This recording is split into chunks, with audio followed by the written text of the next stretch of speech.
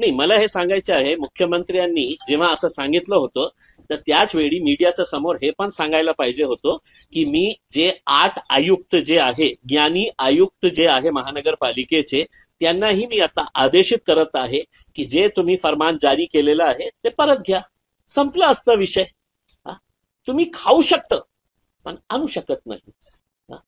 तुम्ही biryani, mutton, chicken जे खायचं आहे तुम्ही खा, पण आज तुम्हाला मार्केटमध्ये आम्ही मिळणार. तुम्हाला खायचंच असेल तर एक दिवस अगोदर जा आणि विकत. काय साध्य काय केलं तुम्ही या जे फरमान जारी केला याचा मला फक्त उत्तर हे मुख्यमंत्री साहेबांनी द्यावं किंवा हे आयुक्त साहेबांनी द्यावं की तुम्ही साध्य काय केलेलं आहे.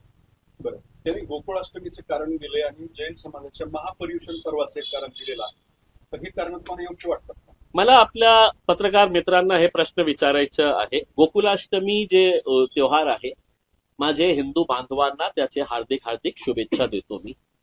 पण हे फक्त महाराष्ट्राच्या 8 जिल्ह्यामध्येच हे गोकुलाष्टमी सेलिब्रेट करत आहे का पूर्ण महाराष्ट्राचे महाराष्ट्रीयन लोक, हिंदू समाज पूर्ण महाराष्ट्रामध्ये साजरा करत आहे? मग हे कारण असतं तर महाराष्ट्र सरकारने पॉलिसी डिसिजन घ्यायला पाहिजे होतं, आम्ही त्याचा आदर केलं असतं.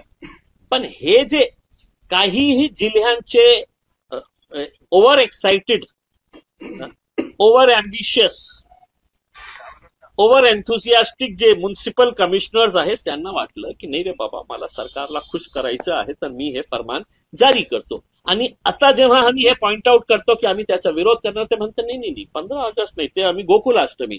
मग गोकुलाष्टमीच्या बाबतीत महाराष्ट्र सरकारने एक धोरण ठरवायला पाहिजे होतं, पॉलिसी डिसिजन घ्यायला पाहिजे होतं. आम्ही मान्य केलं असतं ना की तुमचा सण आहे, उत्सव आहे आणि या कारणाने तुम्ही मटन आणि चिकनची दुकान बंद करत आहे.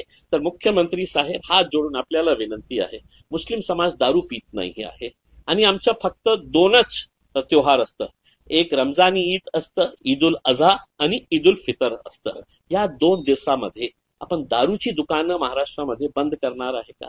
कारण आमची ही धार्मिक भावना आहे, आम्हीही या महाराष्ट्रामध्ये राहणारे आहे, या देशामध्ये आम्हीही राहतो, अभिमान आहे या देशामध्ये राहण्याचा. तर तुम्ही आजही या बाबतीत निर्णय घ्या की रमजान ईद आणि बकरी ईदच्या वेळी आम्ही दारूचे दुकानं सगळं बंद ठेवणार आहे.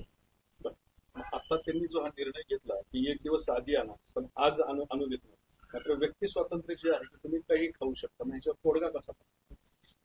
मी काय आहे, हे फालतूचे सगळं प्रकार आहे. मी याचं उत्तर ऑलरेडी दिलेलं आहे की त्यांनी आता आम्हाला समजावून सांगा की आज मी खाऊ शकतो आणि बाजारातून आणू शकत नाही.